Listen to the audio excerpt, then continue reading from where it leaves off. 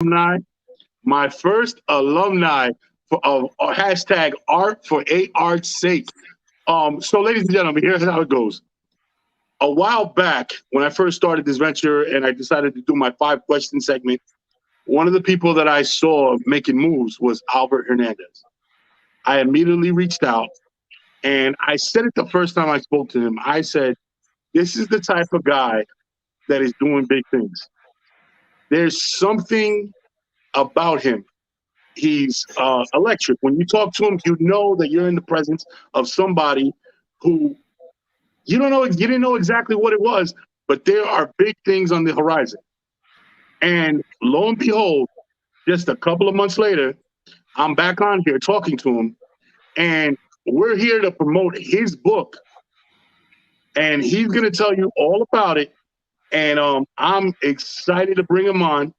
It's called 15 Consejos by Alvert Hernandez. Albert, just before we even keep rolling, I want you to give him a synopsis, give him a brief tap into what the book is about and what exactly your main message was. Yeah, man. No, I really appreciate that, man. And I love to be back on. I love your work. You're doing a lot of good stuff out there for folks, and you're tapping into a market that's really not been tapped in. I know we're gonna talk about that with my own stuff, but you also doing the same thing, brother. So I really appreciate you and that work that you're doing, and you put in that work. Appreciate it, brother.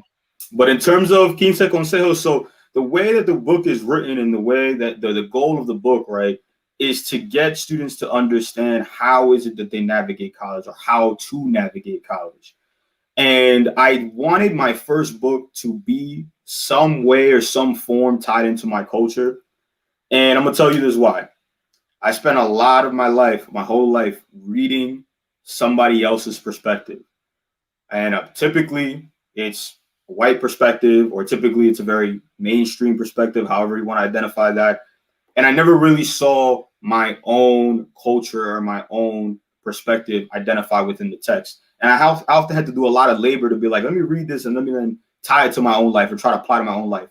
So I was very conscious that my first text, I wanted to write it from my perspective so that people that look like me or come from the same backgrounds as me, they could just pick up the book, read the text, and automatically relate to that text. And that's really the goal, right? The goal is for people to really relate with that text, but then learn things that they never were able to learn before because of maybe the places that we come from or the resources that we have or just, the background that we have. And so 15 Consejos is from picking a college and why to pick a certain college all the way to the end when I'm leaving you with certain consejos de amigo, which is the last chapter of the book. Certain consejos for you to take throughout college, but also throughout life and afterwards. And so it goes from all the way from the beginning, even before you start, all the way to the end till after, because college is not everything. It's after that as well, and all in between there too. What fascinates me the most is that when I saw the book, right, went through the titles and looked at the book, read the book, I was like, man, this is something I wish I would have had in my hands when it was time to go to school. You have a mother that she knows she wants you to go to college. Mm-hmm. She knows she wants you to go to school and get an education. But that's where it kind of stops on where she can help you or where they can help you as far as the advice, as far as the extra. And I always used to look to the right of me and I would see like somebody with some parents that had gone to college and, they weren't hitting the pitfalls that I was hitting. They weren't like, there were certain things that they were able to do. I was like, damn, if only I would have had just that little advice, right? And you sit back and now that resource that you're pulling together, based on your experience, based on your job where you deal with in your career, the way you deal with these students firsthand, so you could see what's going on in that community, and you can see what these pitfalls are and how you can help them avoid them. The reason I reached out to you again to come back on it, because I'm absolutely a fan of what you are doing. And yes, it starts in our community. It starts there. That's the base. You got to clean your own house first, and then, where it goes from there, sky's the limit, because a lot of different minority groups have a lot of the same issues. So it could definitely go there, poor, white. It doesn't matter. At some point, everybody could benefit from the knowledge that you are putting out. But it's I love the fact that you started home base first, our community, uplifting. It's phenomenal. I wanted to go into let's start. You talked about institutions, Mm-hmm. right? In the first opening chapter, institutions. Basically how to pick a college or how to pick a university or what you're looking for. What are some of the dimes that you can give up while we're on and share with the public? Yeah, for sure. I mean, I'm not gonna give the whole chapter away, No, but absolutely, absolutely. definitely want to give you some good points. And so one of the things, right, especially with our own culture and with Latinos or Latinx folks, is that when students pick college, they pick two things. They pick what's the cheapest, right? Or they pick what's closest to home. And so, because right, we have this idea that tú no puedes dejar la casa. You can't leave home, right? You leave home, like for example, if you're the only man in the house, like it was for me, and you leaving home, why are you leaving your mom behind? Why are you leaving your family behind? You have an obligation to your family. And that cultural tie, right? That psychological cultural tie hurts so many of us. We're like, oh, I feel like I'm a traitor. I feel like I'm giving up my culture. I'm turning back on my people. But what you're really doing is that you're giving yourself an opportunity to succeed and to break to break the barriers that have been set upon us. By how? By achieving an education. Because you could always go back. The hood is not going nowhere. Your home is not going nowhere. Your family, your people that support you and love you are not going anywhere. But you, my friend, you have to leave the places that you've grown in because you have to be uncomfortable for a little bit, get that education, get those tools to succeed, and come back. And so the chapter talks about what is it that you need. Not is it what your family needs, not is it what your mom or your grandpa or whatever needs. Is what is it that you need? What school do you need to be at so that you can achieve the most out of yourself, right? And so the chapter breaks down what types of institutions are there: liberal arts, public, private, STEM, the science, technology, engineering, math. It breaks down trade versus non-trade, for-profit versus not-for-profit. All those things are broken down in that text. So then we can finally make an educated decision on what institution do we want to be at and why. So that's kind of like what the chapter really digs into. I love it. It's like if I give I love talking an analogy, so just excuse me. They say when an airplane is crashing Mm-hmm. and you're with your kids and the oxygen drops, you put it on yourself first, right? A lot of people usually say, "Oh, you put it on your kids, save your kids." No, you put it on yourself first. Why? Because if you're not good and you're not in a good position, there's no way you could save your children, right? No And way. it's almost like that's what you're saying, where it's like if you're not in the best position, how are you possibly going to do true change and help your community and help the people that you left behind? You have to put that oxygen on yourself. Go out there, get that education, explore what's out there, find these different institutions, take advantage of them. Not be limited in your thinking to something that is cheap or inexpensive, but inexpensive and close to home. Find out that new world. You never know what you can bring back, and it's like, I see that a lot. I actually experienced something very similar growing up. It was one of those things where, should I stay home? Should I go? Mm-hmm. My family, I want to be close. And a lot of it had to do with the next thing is financial. A lot of it was financial. A lot of our people, we don't go far away because come Christmas or Noche Buena, it's like, damn, I got to fly all the way home. Damn, how do I look at my mother and ask her for that couple of hundred? You know what I'm saying? Or I got to go a 5 hour, or she got to come get me, or whatever it is. That inconvenience, you almost put that. That's almost like a built-in process in your head when you're picking a college. It's like, okay, I can go here because my mom could drive there, or I can go here because I can get home if I need to in an emergency, or I can get when in reality the best school for what you're doing is, let's say, in Chicago, let's say it's in Texas. You know what I mean? And you're sacrificing that level and you qualify for that level. You are on that level and you go to those schools and you're almost writing your own ticket to where you can go and what you can do. But again, like you said, and that's why this book is so amazing, because it touches and it makes that real about, this is a real This is a real issue.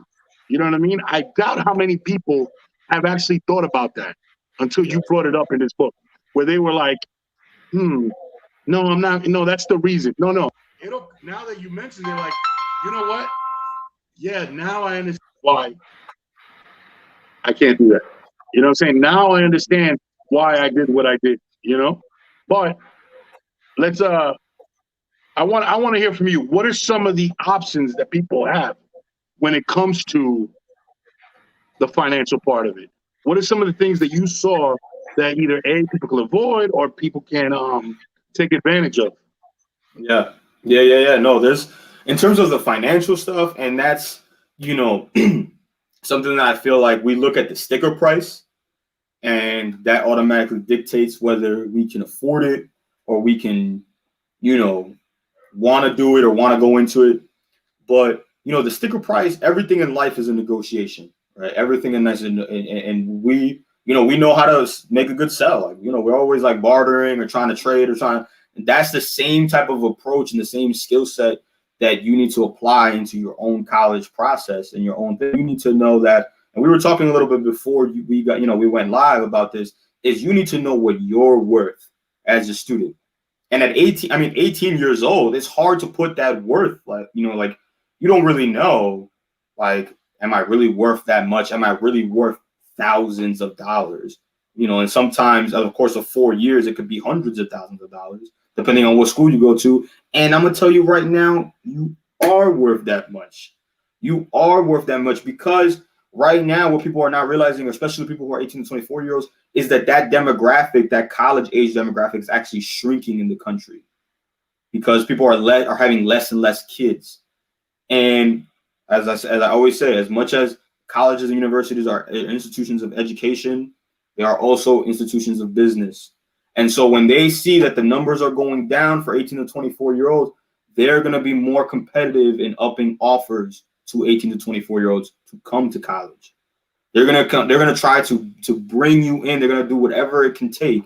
And some schools are gonna do that with a fancy new dorm. Some schools are gonna do that with a fancy new major. Some schools are gonna do that with some scholarship money. They're gonna hit you with all types of things. And you need to really be able to see the forest beyond the trees, understand what is it that I need, how is this school gonna be able to support me through these 4 years, and is this what I really want to do because it's an investment in myself.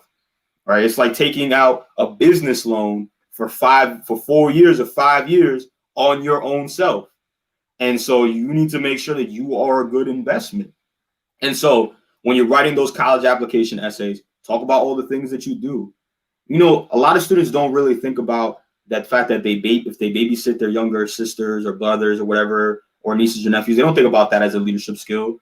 They don't think about maybe if they had to work a part-time job to make ends meet. They don't really think about that as a skill. But that's life.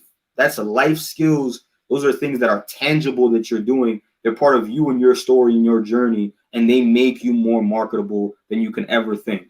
Some people want to write generic things like, oh yeah, 3.5 GPA, president of this club. Yeah, anybody can do that, but not anybody can be you. And so when you sell yourself in that way, you automatically make yourself a lot more marketable.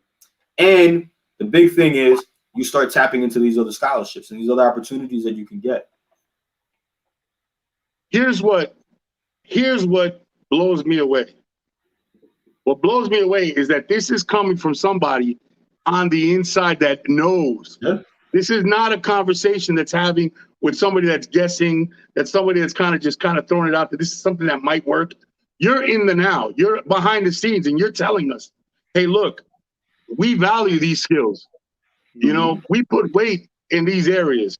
And if I'm a parent and I have a college-age child right now, I'm paying attention because Alvert is not just some random guy talking just to talk. He's the guy that does this for a living and coaches people and talks to these students that are behind the scenes and lets them know, hey, look, this is what you can put down. This is how we value this skill. This is leadership. This is responsibility.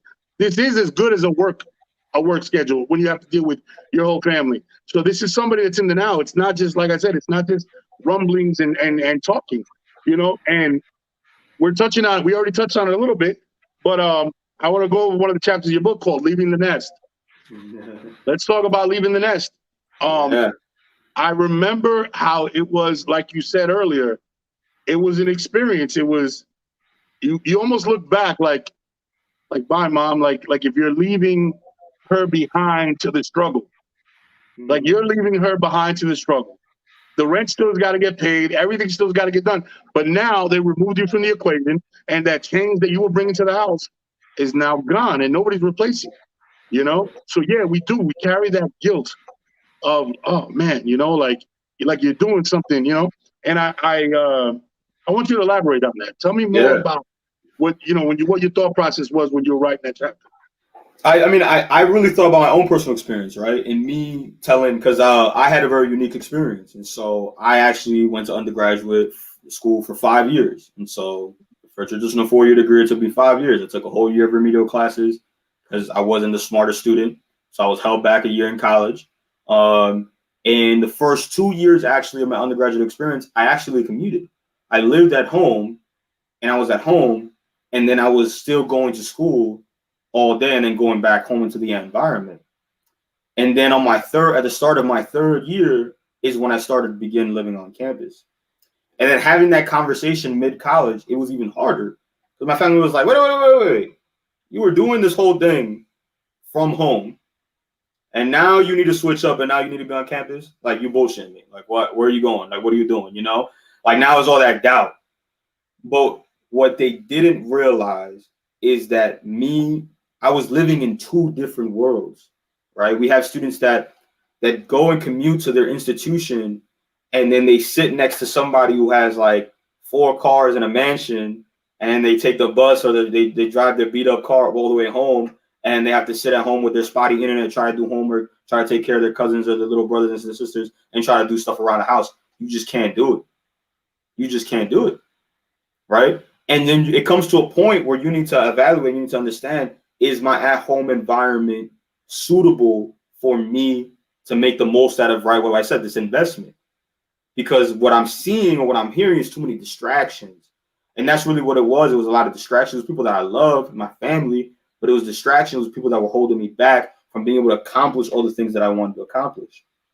And so, right, leaving the nest, the chapter really talks about how do you have that tough conversation with your family early on about setting boundaries, about saying this is where I'm at right now, about, that's what really the chapter is about, because, families need to understand that the kid, when you live at home, the mom is right. What did she say?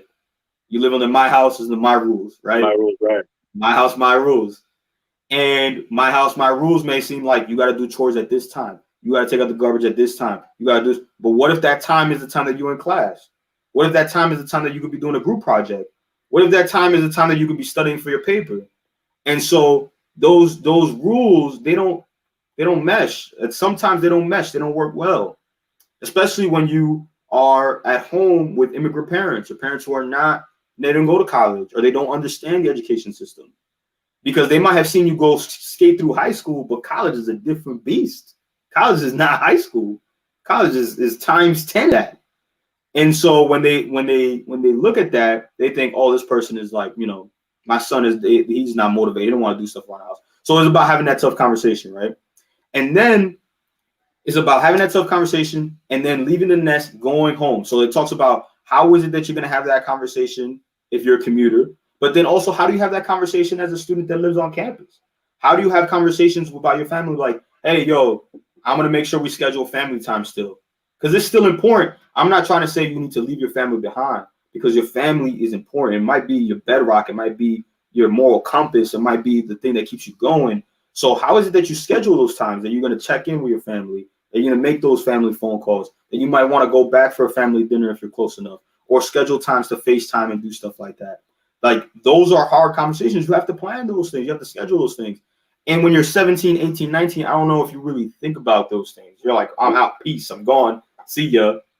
But you need to still maintain that connection. So we talk a little bit about different strategies, different tips, different ways to continue to remain connected with your family in that way, because we understand that, like, la familia para nosotros es importante para nosotros. Like, for us, family is very important.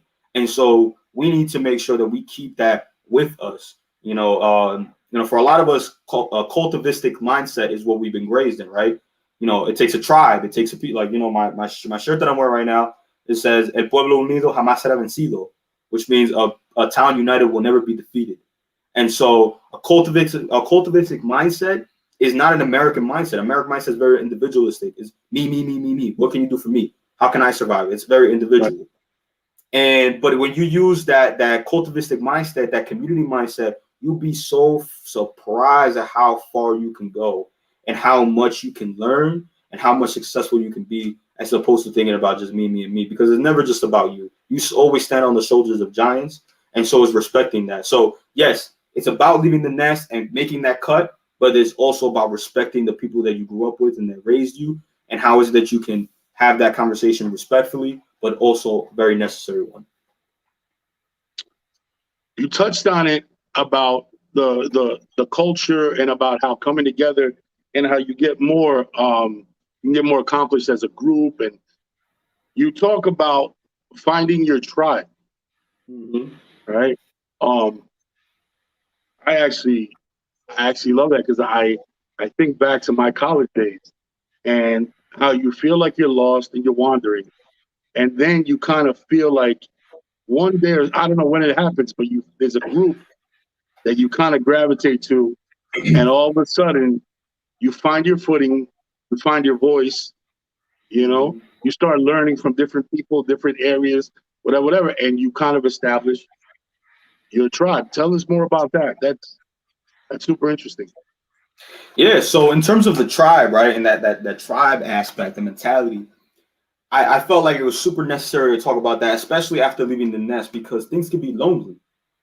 And reflecting on my own experience, right, even as a man and a man of color, I always thought that you should do things your own. You're a man, you gotta take care of your own business. Nobody cares about what you're going through. Like, you gotta just shut up and just, take it on the chin, and you gotta keep it moving. And that's a toxic mentality to have, right? I know you talk about this a lot, right, in terms of toxic masculinity and all that.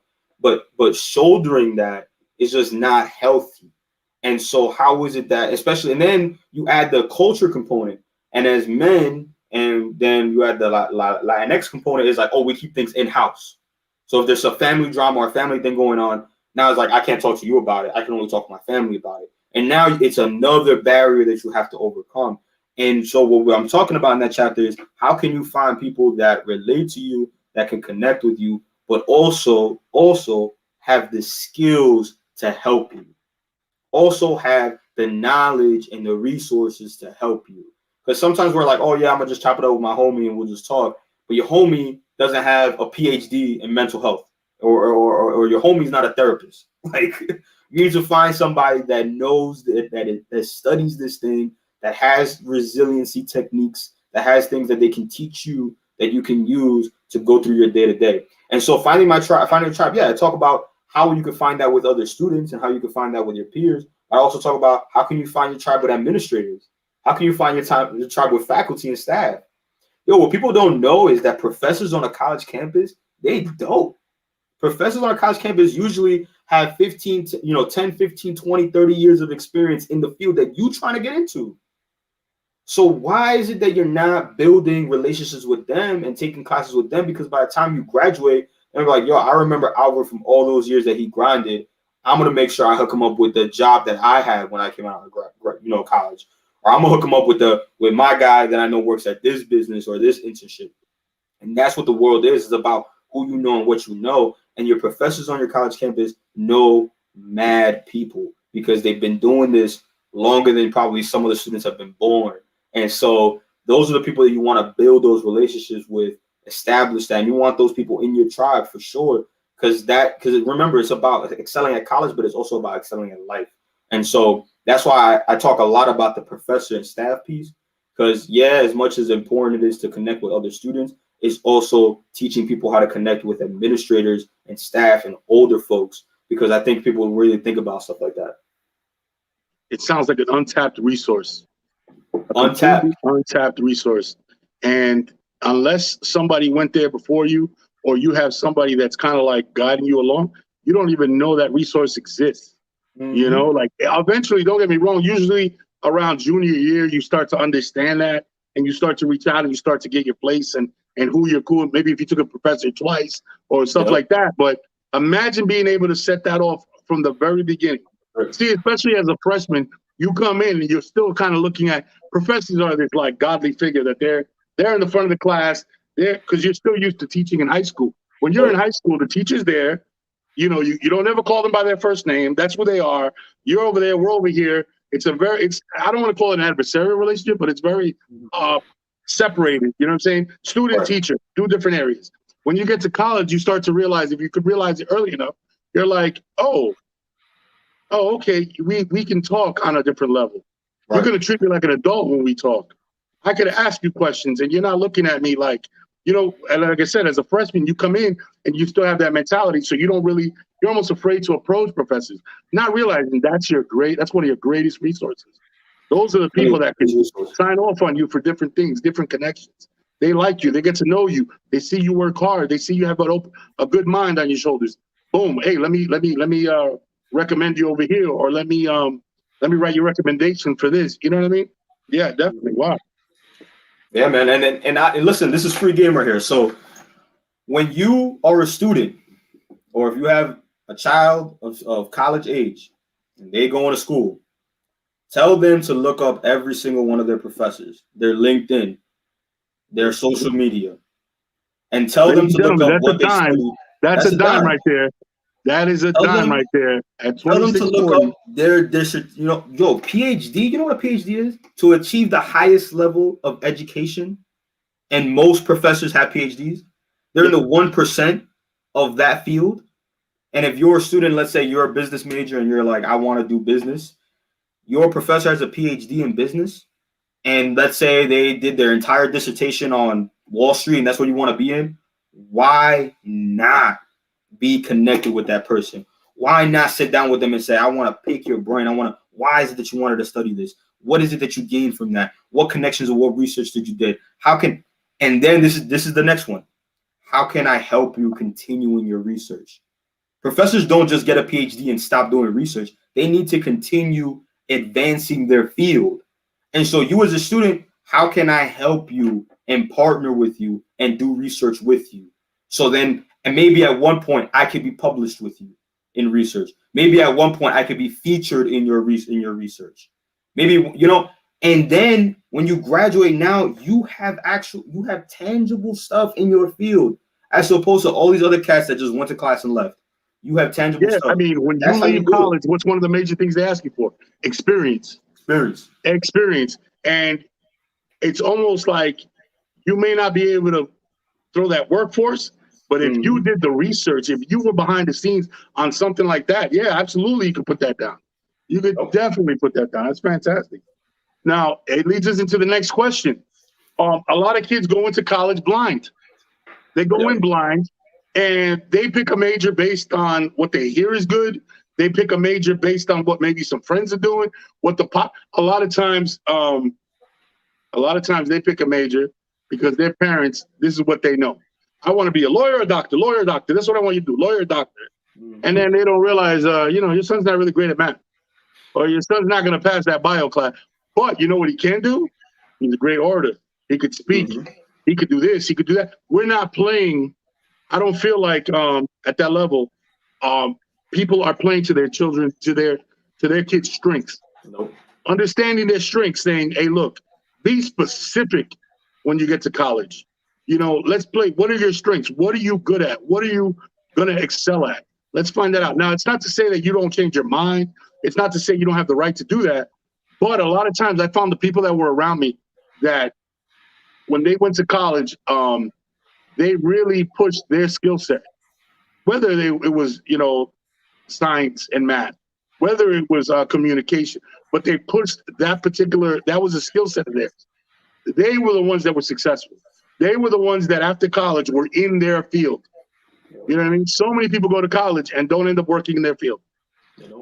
They just go off and, they do this, they do that. Not to say they're not successful, but like when I talk about picking a major, when I think about it, I'm like, be specific. What are some of the what are some of the dimes that you could drop on us about that, about picking your major? And you hit it on the head in terms of we do what our families tell us, right? Or what our parents tell us because we have such reverence for them, right? Like you're never gonna disrespect your mom or your dad. You're never gonna disrespect your elder because that's what we've been taught in our own culture. But your elder sometimes doesn't have the knowledge to properly guide you. So sometimes they might be they're your best interest. They love you, but they don't know what necessarily to tell you to properly guide you, and so they misguide you unintentionally. And then so in terms of picking a major, there's two things. I talk a little bit to the parents in that one. You need to view your child as their own person. They're not you. They don't have your experiences and they don't have your skill sets and they will never be you. They're a product of you and they might have some traits of you, but that doesn't mean that because you're a person in business or you're a person in education that they're going to follow that path and do the same thing as you. At 18, 19 years old, you need to view them as their own people with their own skill sets. And so I talk about a variety of different things that students can do to identify what major will be best fit for me. There's certain tests to take. There's certain personality things to do. There's certain things that they can do to identify what field would be best for them to as early as possible, right? So that's one thing. The other thing is when I talk to the students in the chapter, I say, are you doing this? I need you to ask yourself a question. Are you doing this because your mom and your dad told you to do it, or are you doing it because you want to do it? And if the question is because they want, and that's a hard question, right? That's a hard question because when I talk to students and when I wrote the chapter, I don't want anybody to feel like, oh, Alvert's telling me that I can't be a doctor.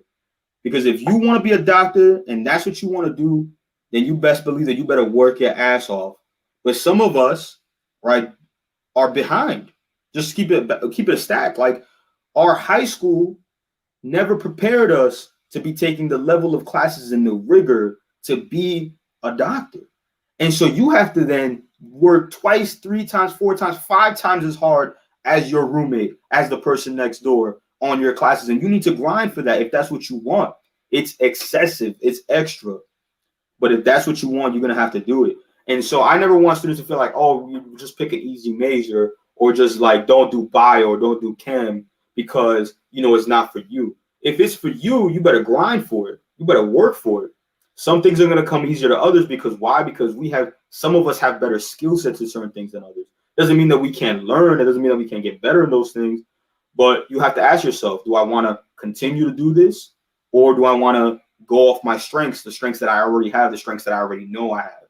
And so those are really challenging things to really think about. And so every chapter in my book, I leave some type of opportunity or space for people to write their own thoughts, people to really reflect, because I want it to be a guide, right? And a guide, you have to, there's no guide if you're not putting your own self into it. Like it's very personal. It's very personal to you. I don't have all the answers. I'm giving you a lot of questions. I'm giving you a lot of direction. I'm giving you a lot of places where you could look here or you could look here, you could look here.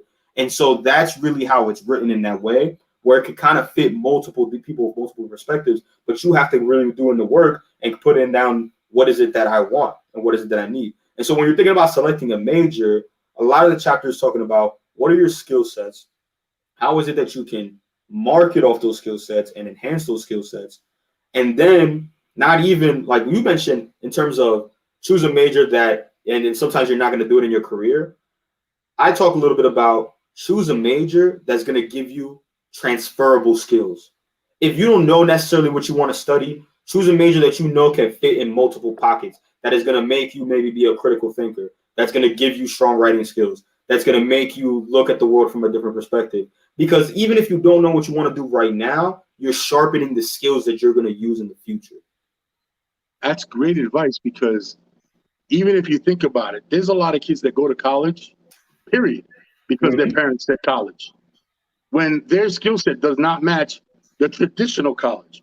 It may match a technical school. It may match a, something like that, where there's their hands. Let's say there's a lot of guys that I know that where they're geniuses with their hands, and they go to the university and they're lost. And you're like, No, buddy, you are somebody that, and it's good that you have that guidance. You're like, hey, listen, man, don't go by what your parents are telling you.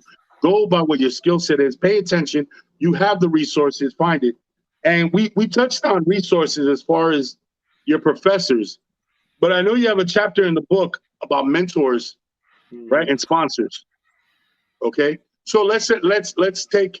Are we still talking about professors, or are we now talking about a different section of the school or different people? Where do we go to find these mentors and these sponsors? That's a great question because we're talking about everybody. We're talking about everybody. So I define it as to 5 different aspects of mentorship, right? So when you go to college, do you take one professor for English and bio? No. You take one professor for English, you take one professor for bio. And that's the same thing that should be for mentoring.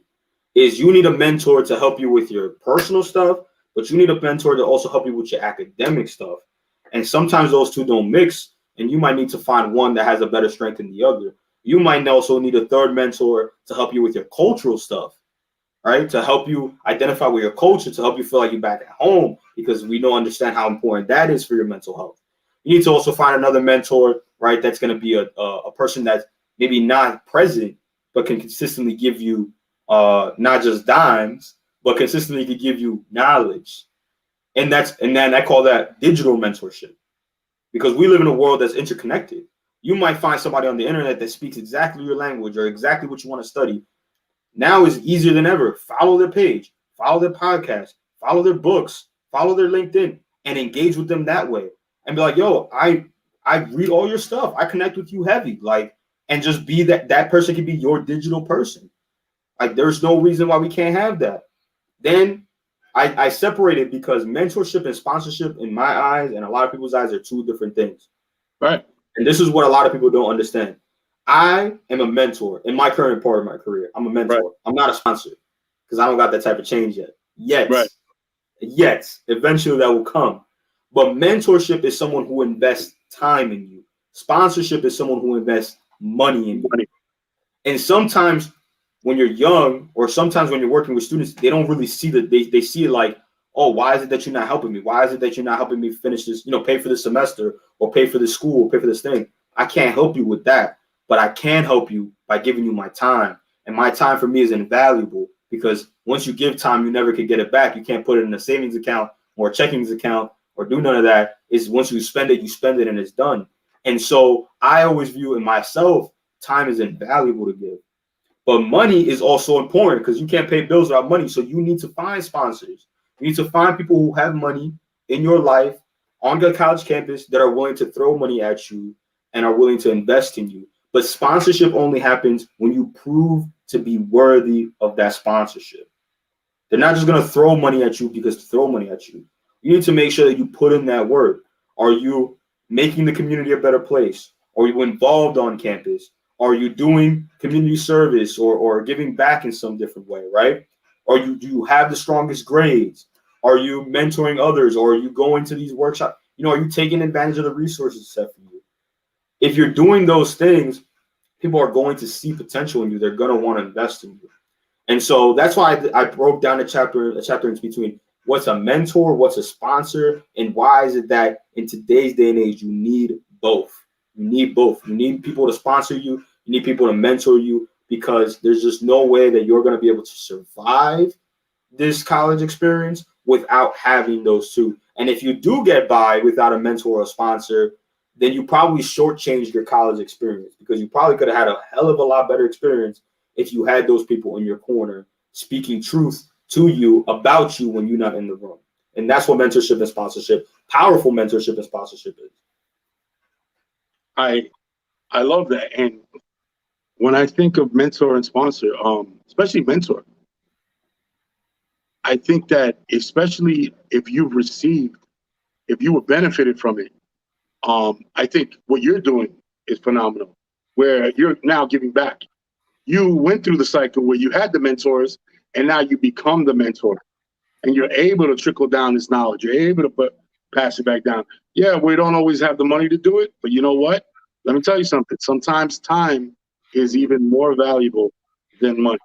Yeah, the money could buy you, it could help you out with certain things, but there's nothing like somebody that puts you under their wing and says, "Hey, man, go left when you wanted to go right, go up when you wanted to go down," saving you money, saving you time, saving you expenses. Okay, so let's move on. What do you call it? Talk about palante, palante siempre, palante siempre. I love the Spanish reference and always moving forward. Give us a little insight about that, palante siempre. Nice. So, Palante Siempre Palante is actually the first chapter in the book that has a a Spanish, it's in Spanish, and the whole chapter is not in Spanish. But I was very purposeful in making Palante Siempre Palante my first like Spanish chapter, or at least Spanish title chapter, because of how powerful that phrase is. Palante Siempre Palante. And for people who don't speak Spanish, it means always forward, always forward, right? Word for word. But there's something more cultural strength to that.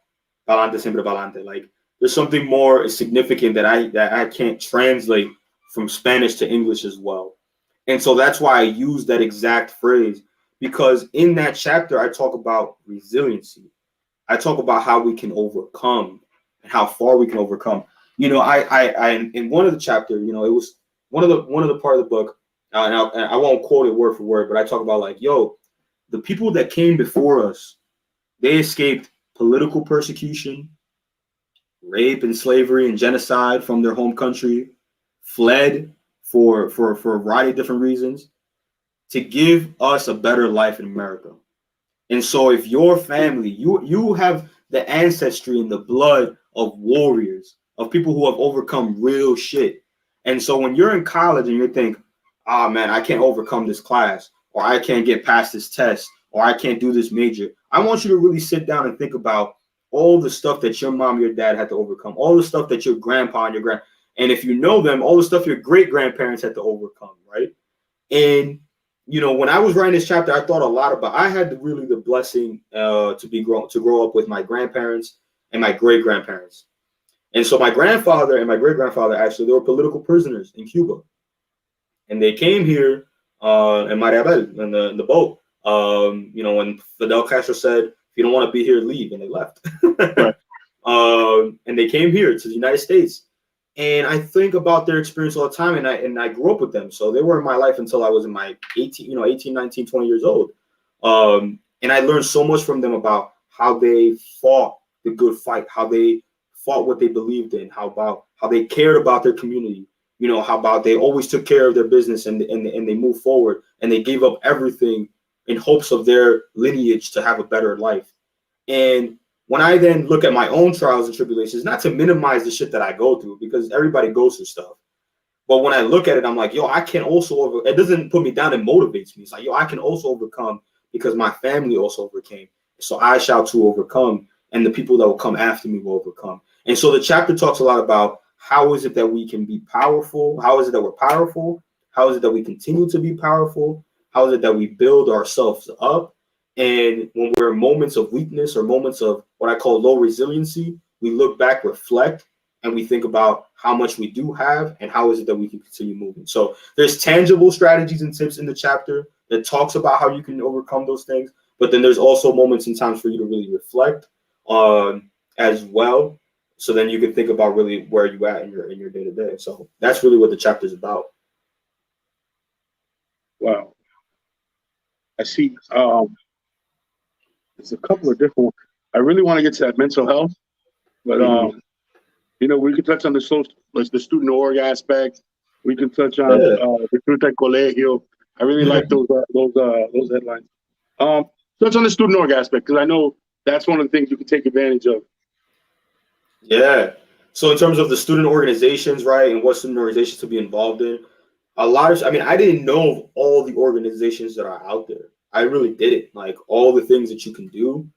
And what I also didn't know is all of the opportunities that being involved in those organizations bring you, right? And so think about, for me, I was involved and I was able to go to conferences. I was able to meet people from all across the country and sometimes all across the world.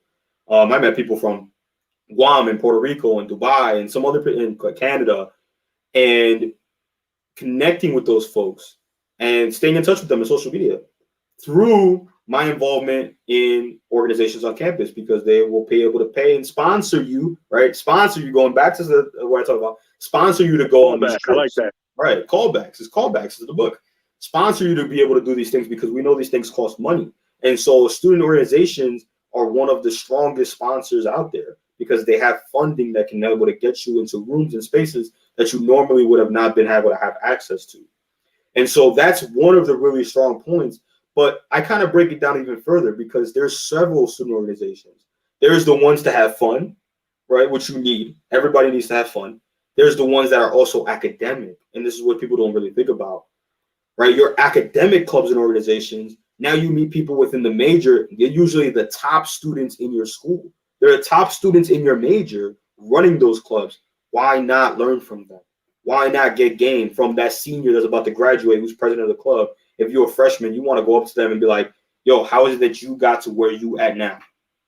And there's nothing more powerful than learning from a peer, from someone who's actually going through this stuff right now. And so finding those academic clubs, connecting with them, they can put you on game. You know, I talk about in the chapter, they can put you on game on what classes to take, who's the best professors, because we know that there's some good professors, we know some bad professors. I'm not gonna hide it. You know, not every professor is great, but those are the spaces and those are the rooms and those are organizations that can be able to give you that hidden knowledge, that undercover secret knowledge that only, you know, certain people know. And those are the people that can do it, the people that are going through it in student organizations. And so those are a couple of different things. I talk a lot about obviously the benefits of involvement and how is it transferable into the real world. You know, I talk about how to run a nonprofit. I learned how to run a nonprofit because of student organizations. You know, Psi Sigma Phi, you know, how to run an organization, how to write a constitution, how to list bylaws, how to host an event, how to do a fundraiser. All those things, that's part of the real world. That's what people in the real world do. And so that is it's a microcosm of what you can do out there once you leave college. And this is a great trial and run experience. Think about the networking alone. So if you're in one of these clubs where you're at the top of your respected major, it behooves you to create that network, because 5, 10 years, 15 years down the line, these are the people that are going to be doing big things. They're going to be out there excelling in their field. And if you built that connection, you built that network, when you step out there, you're not stepping out there blind. You're stepping out there with connections here to your left, over here in this company, people that are working. Yeah, I can see how that would be. Absolutely. I like this one, and I did a lot of this. Disfruta el colegio. You know what I'm saying? Disfruta el colegio, which it's powerful words because it goes so fast. Yes. It goes so fast, and you do stop and smell the roses. There comes a point where you're in college, right, where you got so focused on graduating that you stop having fun. You just kind of put that on the back burner. It's all about, I got to get out of here and I got to do, right? And then you're out of there and you're in your respective field and you're looking around like, what was the hurry? Jesus Christ, what was the hurry? I was in a hurry to pay loans. I was in a hurry to get out of here. No, I should have really sat back, smelled the roses, joined all the clubs, right? Gone to all the recreational events, taking advantage to all the free tickets to X, Y, and Z. You know what I mean? You really need to soak in that college experience for a couple of reasons. One of them is the culture that you're exposed to, the cultures you're exposed to. You know, I found one of the most amazing things. I grew up in a very diverse town in Northburg, New Jersey.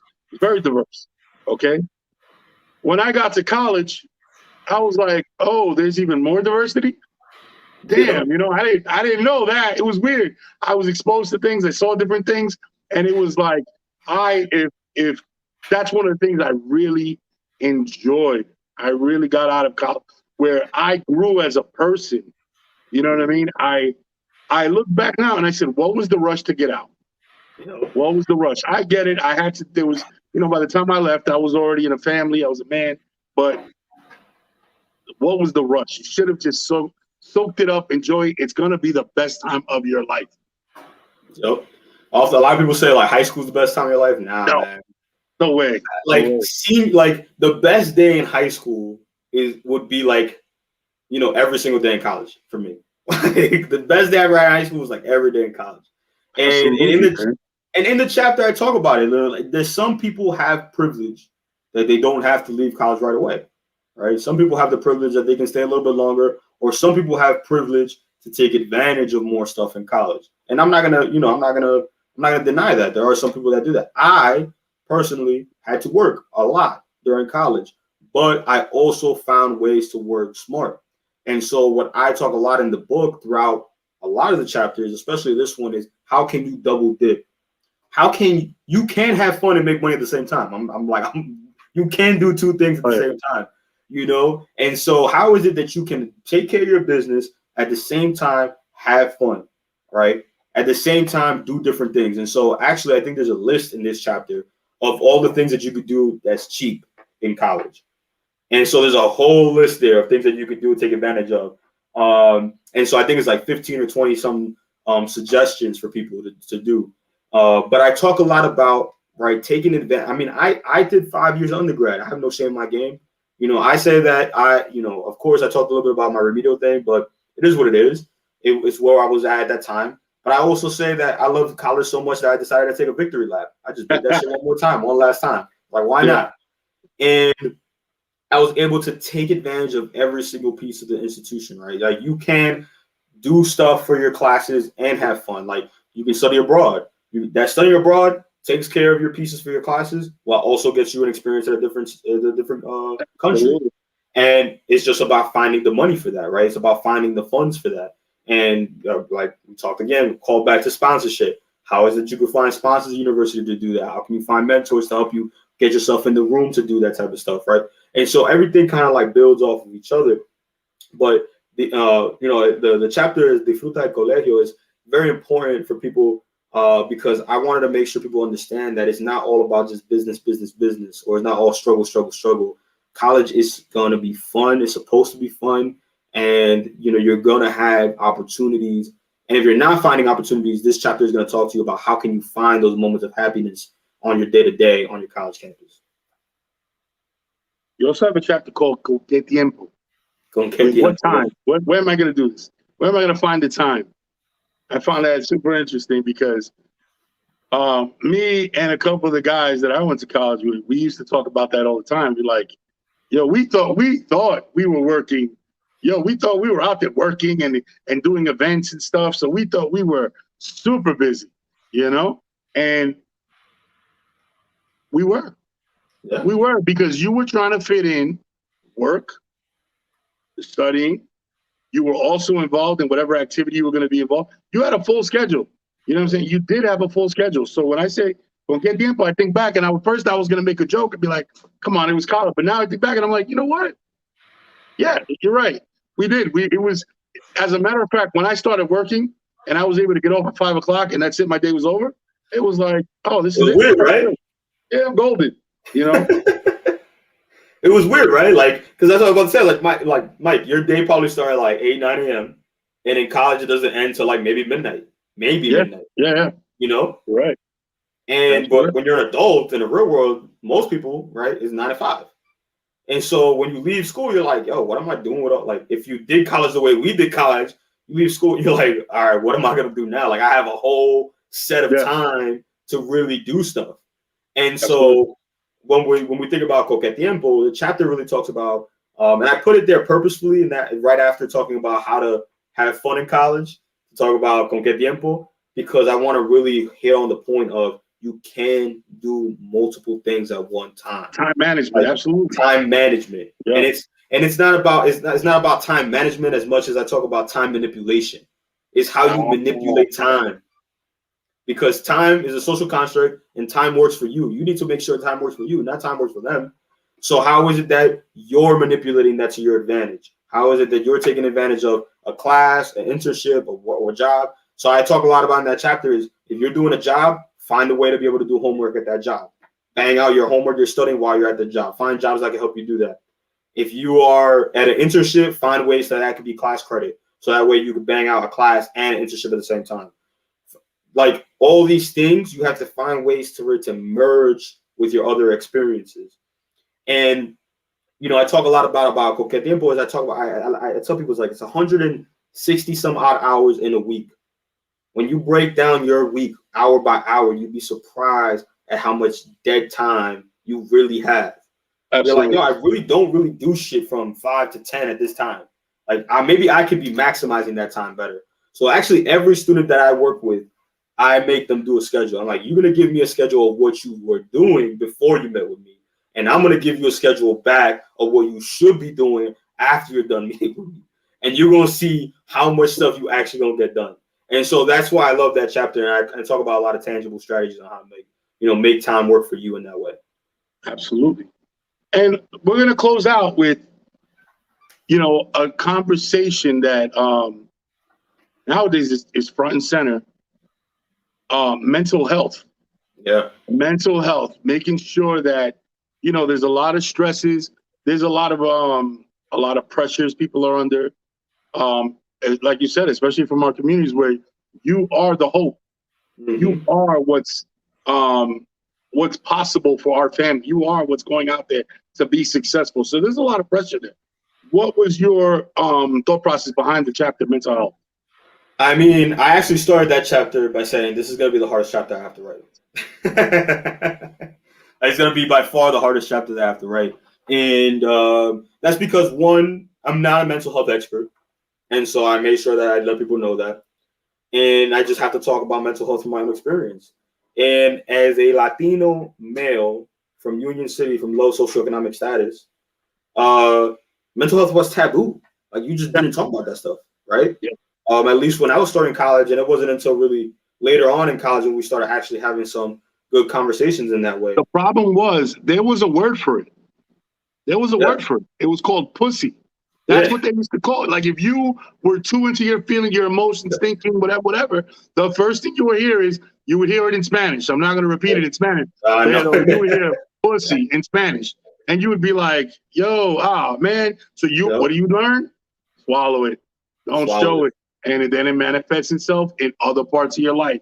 Go ahead. I'm sorry, I didn't mean to interrupt. Yeah, no, and I talk about that in the book in terms of like, well, when you don't talk about it and you don't challenge that trauma, and I always say, like, I put in the chapter or in the book, if you look like me or come from the same background as me, you have some level of trauma. You may have two parents at home and come from a good home, whatever. You have some level. Everyone has some level of trauma in them, right? And so you need to make sure that you are challenging those things and you're addressing some of those things, because they're going to come out sideways. They're going to come out in the way that you address your professors. They're going to come out in the way that you build relationships, or the lack thereof, the relationships that you don't build or can't build because of the traumas that are in the way. They're going to come out in different ways. And so I talk a lot about in the chapter about those things that inhibited me, and how I wasn't able to do a lot of things until later in my college career, where I started taking advantage of some of those resources. So I talk a lot about how college, there is free mental health support at every college and university in the country. There is at least one therapist or one counselor on that college campus that will meet for you for free. And if you don't know, now you know, therapy is expensive as hell. And so if you're getting that for free at your institution, you better take advantage of that as soon as you register for your class. And so that is a way, right, to help with that. But remember, therapy is not everything. It's not going to fix all of your problems, and it's not going to happen overnight. So you have to actively work on certain things. And so I talk about a lot in the chapter, how is it that you can work these things? What are some suggestions that I give, or some things that you can get involved in or do to help with some of those things? But the other piece that we don't talk a lot about in the mental health game is not just about the trauma, but it's also about the feeling that you don't belong. The imposter syndrome. The imposter syndrome that you have. Man, and how does that affect you? You know, like, how does that affect you in terms of, I feel like I can't do this, or I feel like I'm not good enough for this major. I'm not good enough to be part of this. And that imposter syndrome, that's part of mental health. Some people don't really make that association, but that is also mental health, when you have those feelings of doubt and those feelings that you can't accomplish it, and how people drop out because of imposter syndrome. People don't change majors and they don't pursue their lifelong dreams because of imposter syndrome. Like, that thing is massively real. And so how is it that you are combating that as well and working through that as well and navigating that as well? And so the chapter talks about other things for you to take advantage of while you're going through those things to make sure that you can overcome that. It's not about solving it. It's not about, I do one thing and it's done. It's about every day overcoming it, because it's a struggle every day. It's not just going to go away. So I posted on my YouTube page, Dropping Dimes with Mike Nav. I had a moment of vulnerability, and I recorded something just one-on-one about imposter syndrome. It was just me and the camera talking, and it was all about imposter syndrome. A good friend of mine saw it, and his father said that he wanted to reach out. He told me his father wanted to reach out to me. Now, to give you a little background, his father is works for a Fortune 500, super wealthy, super successful man. Calls me, known me for years. Hey, Mike, what's going on? So, yeah, he goes, my son told me about blah, blah, blah, right? He goes to me flat out. He goes, oh, you think you're alone? You don't think he's been in the field 30 years. He knows he's good at what he does at this point. And he's like, I wear, because he doesn't have to wear a suit because he's one of the higher ranking people in the company. He's like, I sit there with a baseball cap, some shorts, my Vans, right? And I sit at a table with a bunch of suits. You don't think that every second of every day that I'm sitting there, I'm like, somebody's going to pull the wool over me and tell me I don't belong. And what he was explaining to me was imposter syndrome at the very top levels of success is present. It's not something unique to people in college, not something unique to people just entering their field. It's not unique to people in entertainment. It's something that he says, here's what separates the men from the boys. Feeling that way, addressing those feelings, and doing it anyway. Yep. That's what separates the failures from the successes. He says, you're going to feel that way. It's going to happen. And as a matter of fact, there's going to come a point where that's going to give you the edge you need when you speak, when you're performing, when you're talking. That fear is going to be one of the motivators. And that's the difference, he said, between the success and the failure. The people that are successful, that scary energy that they have inside of them bursts out of them as either a creative or knowledge or something that's going to benefit them. The people that fail get consumed by it and fall by the wayside. So I think it's, definitely imposter syndrome, mental health. You see, like I said, man, especially right now, like one of the popular terms is the pussification of America. Not realizing, there's different sets of pressures. There's different sets of pressures on people out there today. I don't claim to understand it. I'm maybe not in that world, but there's absolutely a different set of pressures that we ever experienced, especially with social media, especially with, everybody comparing each other, posting about their life. And you're thinking, damn, we're the same age. They're doing amazing things. When you're not realizing, no, that's not a real thing. Stay in your own, focus on yourself. Because everybody's posting the finish line, but nobody's posting the race. Nobody's posting the race. Man, everybody will tell you about the day at the beach. Nobody tells you about the sunburn. All right? Nobody tells you about the sunburn. Alvert, look, man, I'm excited about your book. I already got my copy. That's for sure. What do you call it? It comes highly recommended. People, 15 consejos, 15 consejos. That's how do you translate consejos in English? I've been telling the white people advice. 15 advice. 15 advice. All right. Let's go speak Spanish. 15 advice. So 15 consejos. It's a good look into the college experience. It's a good guide so that people aren't making this. If you have a nephew that's about to start school, if you have a son or a daughter that's going to, pick the book up, it'll save them a world of trouble, a world of pain, a world of annoyance, where they'll have some of the inside game necessary to be successful. Each one teach one. I'm very proud of you, bro. I know you don't need me to be proud, but I'm very proud of what you're doing. I'm excited. I know that your hometown is very excited about you. I heard what the Yes. mayor was talking about you. They're very excited. Tell us a little bit about that, man. You got a Yeah, shout out for man. the mayor? Listen, bro, I was it's Saturday morning. I got a random call from 201, and then I recognized the 3 first digits for a little bit, but I was like, I'm not picking it up because I got the number saved. So I let it go to voicemail. On Saturday morning, it was like 9 a.m. Then I see the voicemail pop up, and it's like, hey, it's Brian, it's Mayor Stagg just calling, just want to congratulate you on your new book. I was like, oh my God, I didn't pick up the call from the It's mayor. Like, amazing at the people you will reach and you will touch when you're being sincere, you're being genuine. It projects off of you that you are really about this life, that you are really about giving back, that it's not about any type of fame or success. It's genuinely about giving back to your community. I want to say thank you. We're coming up on a little bit over an hour. So I want to say thank you, man. I appreciate you coming back on. One of my Art for Art's Sake alumni. That's a shout right there. Anytime. Listen, let's keep investing in people, man. At the end of the day, I keep saying this, the universe will pay us back. The work that you're doing is priceless. Keep investing in the youth. Keep putting in, as much energy, that good karma. They say karma's a bitch. Well, guess what? It's also a blessing when you're doing what's right. And you, my friend, are doing what's right. Brother, thank you so much for coming on. Everybody, thank you. Like, share, comment. This is Alvert Hernandez, and this is 15 Consejos. Make sure you get your copy on Amazon. We're going to drop the link down below. 15 Consejos. Thank you. And we are out, my brother. Peace. And we are out.